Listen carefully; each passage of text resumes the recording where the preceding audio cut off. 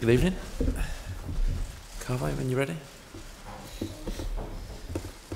Gareth, first of all, how has Wayne fitted back in on and off the pitch? Yeah, seamlessly. Obviously, a lot of the players played with him anyway, both internationally and at club level. So, and he's in good form. You know, we knew he was in good form with his club coming into this. So, training he's fitted in perfectly, and I think it's been a really good experience for a lot of the players who haven't worked with him before. Those informal chats that they have at dinner. To see him, some of his quality in training and his attitude and mentality. So that's been a real positive for us, yeah. Have you had any more thoughts about when he'll come on? Is it something that you've talked to him about? Do you know when it will be, or are you just going to play it by ear tomorrow night?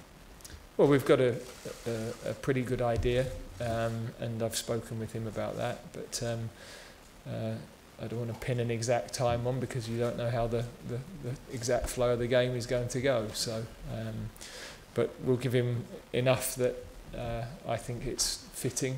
He's going to fit in with the team, no problem. I can see in training it's not going to change the quality of what we're doing. So, but also we want to make sure that we get that balance of some younger players that we're going to look at and giving them the right amount of time, and making sure our preparation for Sunday with things we want to do as well is also another priority. But I have to say it's very important to all of us as a group that he gets the right sort of send-off. We, you know, we've had good discussions about that with the senior players in particular, and they're very clear. You know, I think when you look at this sort of situation as a player, you project forward and you look at how people are going to be treated, and there's enormous respect within this team for all of our former players, and they want to make sure that this experience is a really good one for Wayne and for his family.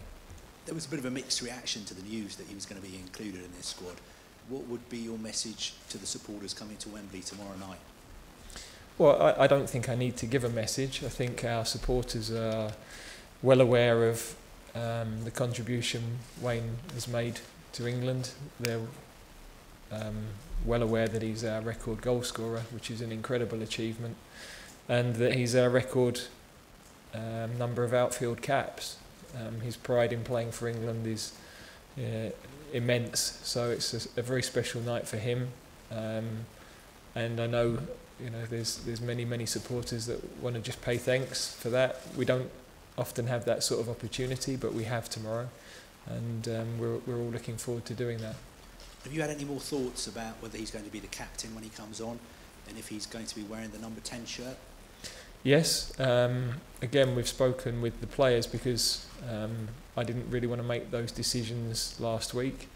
I mean, Fabian is captain tomorrow night, so he may want to speak about the captaincy part, but the players are very keen that Wayne wears the number 10, and we believe that that is a fitting tribute. They think that we've spoken a lot as a group about doing things our own way over the last 2 years. We did that right through the summer. We've approached things our own way. We have a lot of respect for our former players. We know that the legacy part of what we do is huge. We have the shirt for this moment in time. But we've got to honour it and make sure that it's passed on to the next generation in the right place. And all of our group have huge respect for Wayne, and they feel that it's fitting that his last game should be the number 10, and that when he puts that shirt on his wall somewhere at the end of his career, that it's been a special night, and the 10 is the number that he has there. Wayne Rooney and what he's achieved and all the great goals that he's scored. Do you think in this country we appreciate him enough and what he achieved? I think that's been clear over the last week, really. So it's been disappointing to see him almost having to defend his inclusion in the game, but that's where we are. The more important thing is that within the England group, we value what he's done. We value what he's given. We know the commitment. When you're in a dressing room and you share a dressing room with someone, and you know that the hardest thing in football is to cross the white line, and it's incredibly hard when you're the person who's expected to deliver. Very few people in the world can appreciate what that feels like. Very different to run-of-the-mill players like me who played for England. The world he had to live in, grow up in. You know, I was talking to our under-15 group a couple of weeks ago. You know, he made his. I'm looking at them; they're kids. They're, you know, so early in their journey, and he was in the England team, front and centre of it from 17. It's incredible to live your life and grow up in that spotlight and be able to cope with it and excel within it. And of course, there are going to be games where you don't quite reach the level you hoped. And I know for him, the biggest thing is that the team didn't quite get to where he wanted. But when you look at what he's lived through and the performances he gave and the big goals he scored and the moments he had to deliver and the pressure he had to take individually, it's an incredible career. So, you know, I know all of the staff and all of the players here this week. We're delighted to have him with us. We're hopefully he's felt that warmth from all of us, and I think that will mean a lot to him. And I know the reaction of the supporters tomorrow is something that is going to be very special for him. You've obviously got 2 games coming up in quick succession. The Croatia game is the more important one. Does that mean that tomorrow night you'll be in a position to give debuts, make lots of changes? Well, tomorrow night's important for us because we're England, and every game we play, the level of performance needs to be high, and we've got players with high motivation. It's a special night. We're talking about Wayne, but there will be some debuts. Fabian is captain in his country for the first time, and it's a brilliant reward for him. He's an outstanding player and an outstanding person. He's a huge leader within our group. I've really enjoyed working with him, and so you don't give the England captaincy to somebody unless they really have the attributes you think can carry it, and he has those outstanding attributes. He was a huge influence on the group all through the summer, one of the big reasons we were successful. When you have people that give of themselves even if they're not in the starting team, then that's why you have successful teams. So big night for a lot of players. Good opportunity for us to see some young players. We'll have a lot of talent on the pitch. We maybe won't have so much experience, so it's going to be a really good test for those players. But I think America have some young players. They're also they're at the moment in a period of transition, so it's going to be a really good test for our guys. Do you think it's the perfect opportunity for you to have a good look at players like Jadon Sancho, Callum Wilson, Lewis Dunk?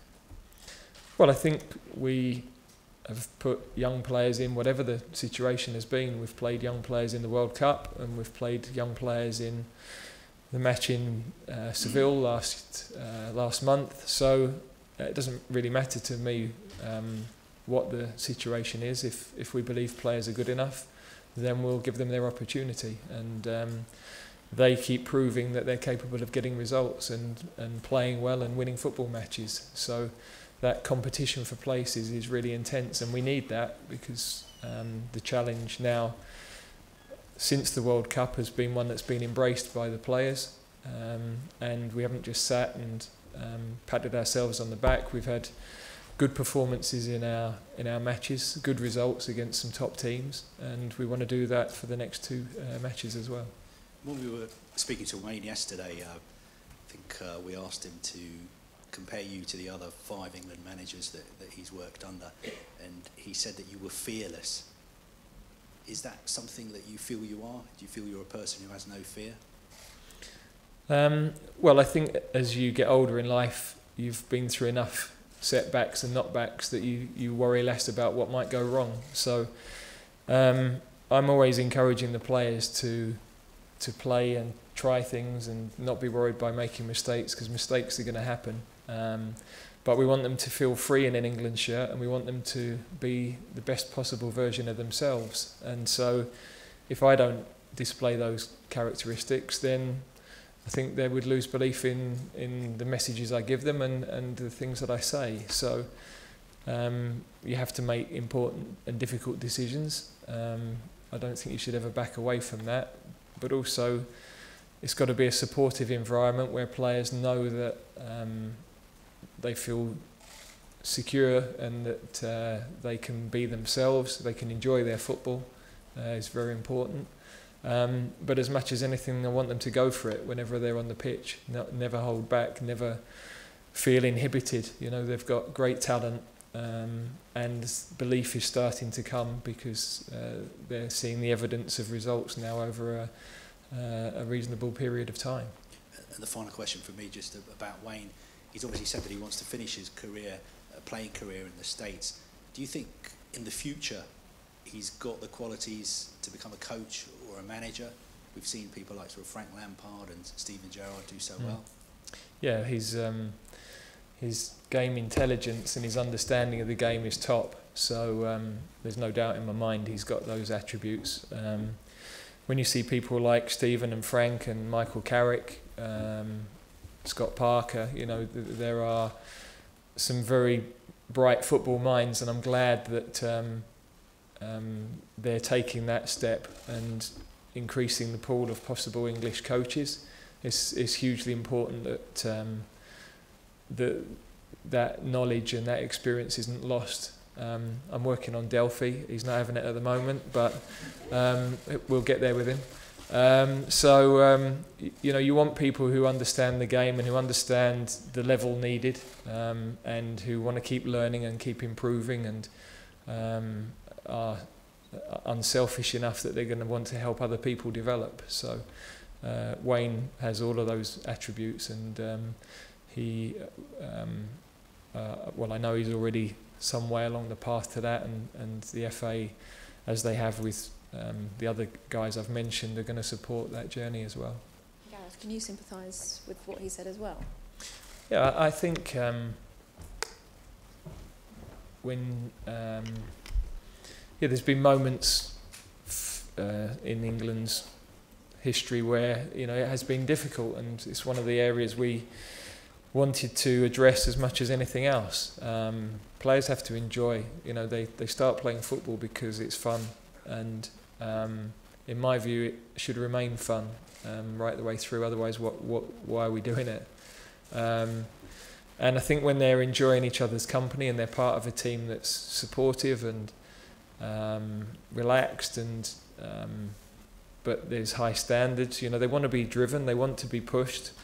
They're elite players, they don't want an easy ride. They might moan a bit when you're doing certain things, but deep down they want to be stretched, and but also then once they've worked and they've applied themselves, they want to just relax and switch off and enjoy each other's company and be in an environment where you're with a group of mates. And you know, last night they were watching the TV with a photo of Danny Welbeck by the side of it, and that was brilliant to see, because, you know, a lot of our thoughts are with Danny this week and this serious injury he's had. You know, we want to make sure as a group that we support him, and that's the bond that this group have, and I think that's the bit that can make it more enjoyable. You know, when I was first in the England team, the guys I played with in '96 and that period, whenever we meet up, you don't have to speak about the bond you have, it's just there. The experiences that you've shared and the special moments that you've shared, not just in the games, but just the different situations you've been in, the little stories that come to mind. That's what you're in sport for, the friendships, the memories, as well as what you win. Frankly, when you win things, it's brilliant at that moment in time, and then the medal gets put away and you move on pretty quickly. So there has to be other things in it that make it worthwhile, and I think the environment that these boys have created for themselves is one where that friendship and that togetherness and those more private moments are as much fun for them as the big wins they had in the summer, which of course were very, very special. But I think you can see that they enjoy coming, and that's one of the things we wanted to make sure happened. So, but what has change then? Is it just literally some kind of alchemy that you all just really get on, and it's as simple as that? Because in the past, players have, all of us in this room will have heard from players calling it jail in the past, going to play for England. That has significantly changed under you, and whether it's something you'll acknowledge it's what you've done, or whether it's literally just a bond you all have, something has changed. Well, I think that there's lots of different experiences and things we've implemented. You know, you try to select good characters. I think we do a lot of research, and we don't only watch players in their matches, we watch how they are, and you can get a good feel of whether they're going to be the sort of people that are the right ones to fit in with the group. It's not just about talent, there's lots of talent out there.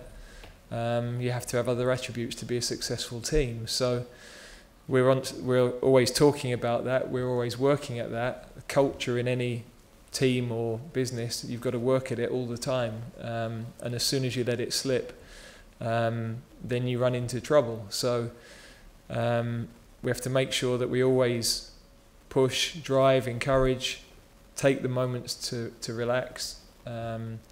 And we've done that in various different ways, I think. And then the players' own personalities and characters help to really form that. In the end, none of that can happen if they don't buy into it and they don't want to help that work. So the support staff are very tight. You know, there's no gaps in the support team, and all of those things are critical.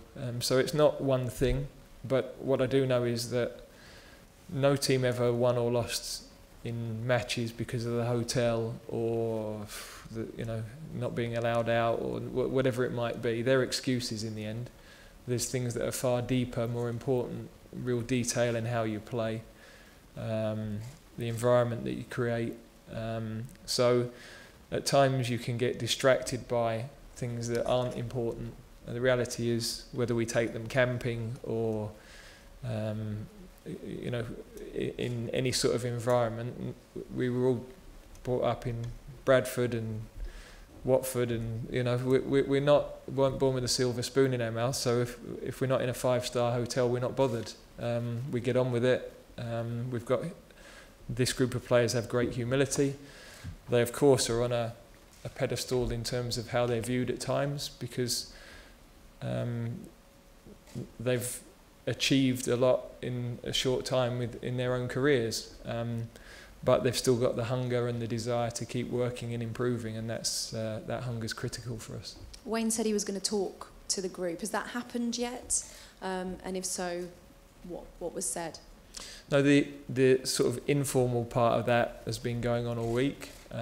What I'll do is we'll have some debuts, and he's going to present the shirts to those debutants tomorrow, and I've asked him to talk about a couple of areas in particular that I think would be good for the guys to hear. So I think already a lot of that has taken place, but if you're just talking about a sort of more formal part, that's what we'll do tomorrow.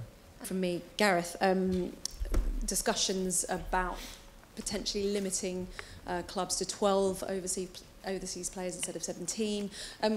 What are your thoughts on that? Would it be helpful from an England perspective? Well, I've sat on some sort of working panels looking at some of those statistics. I mean, clearly there's a couple of pinch points now with the Brexit and how that might affect things. And I think last week we were below 28% English players. So, but most of the data I've seen doesn't suggest that a quota on squads would actually make any difference, because you could still field, your team from outside that base of British players. So, I think there will be some discussions on work permits and things like that, but the key focus on the group I sat on was more around the last part of youth development, 17 to 21, and getting people from across football, all clubs, and to the sort of expert developers to discuss that area, because I think that's an area that most clubs feel is one that we need to review. At the moment, we've got a fantastic academy system, and that last bit is one of the biggest challenges for every club. So they're the areas that I think need a good discussion and a good debate and ideas thrown on the table. So much of what's going on, as you can see from the quality of players that are coming through, is right and is exciting. So we're not having to rip everything up. I think football I see at the very youngest age is light years away from where it was when I was growing up. But that last bit is very important, because once those kids get that initial first team experience, they're on their way, as we're seeing with some of the guys we're picking.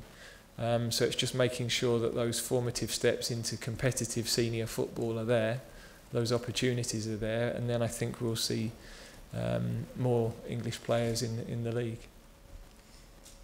Can I ask a question to you both? There does seem to be that disconnect between how passionately Wayne Rooney feels for England and maybe how he's perceived. Could you both share an anecdote of what it means putting on that England shirt for him, particularly this week again? I think for me, I've talked before about not only Wayne, but Steven Gerrard, Frank Lampard, Ashley Cole in particular spring to mind. There are others, so I don't want to leave others out of that. But those guys, expectations were high. Moments in huge matches didn't quite go for them, and so history looks upon them differently. We had moments that we were the right side of in the summer, and we end up in a semi-final, and so they didn't quite get to where they might have as a team, and I think that's part of why that's viewed differently. But those guys in particular never ducked the challenge. At a time when actually we're feeling a lot of warmth at the moment, they weren't feeling that, but those guys never ducked that. They always came. They never pulled out with injury. They always wanted to play. They always wanted to take that challenge on. They were competitors. And so I have huge respect for that, because within a dressing room you know who those people are, and there are others that don't take that challenge on at times. So for me, that was always something that struck me with Wayne. I was involved. I was on the bench at Sunderland. I know he'd made his debut before that, but that game against Turkey at Sunderland, when he, I think, really announced himself on an international stage, was an incredible performance for somebody so young. In the training that week, at first it was, well, okay, who's this kid, and why is he in the squad? And by the end of the week, we knew that there was no way that Sven couldn't start him, because he was that outstanding, and he carried that, his intelligence to drop into positions as a 10 in that game and run some experienced and aggressive defenders ragged. Was a hugely impressive start. So I found him always a selfless player. Club and country, ran himself into the ground, play any position for the team, work off the ball for the team, run, chase back for the team, and those sorts of players are hugely appreciated, not only by their coaches and managers, but definitely by their team. The last one.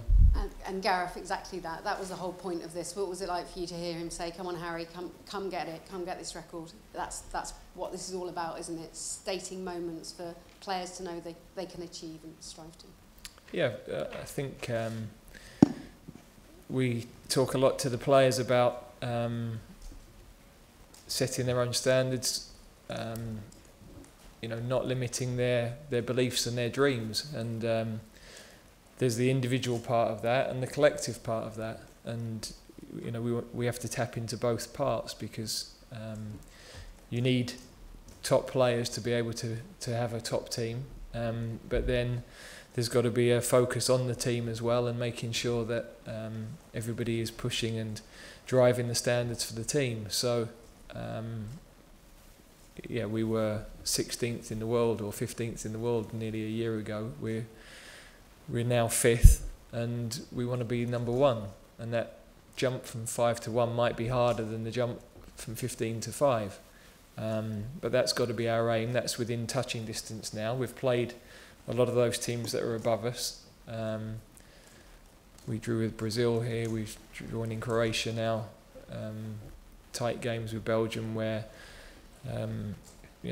slightly different circumstances. The nature of the games in that one we were through in the group and one was a third place playoff where we only had a day and a half to prepare. So we're competitive in those matches, and we're starting to win some of those matches now, and that's got to be what we strive for as a team over the next few years. Okay, then we'll end it there. We'll leave the room temporarily to allow it to clear for cameras and return for the UK written briefing. Thanks.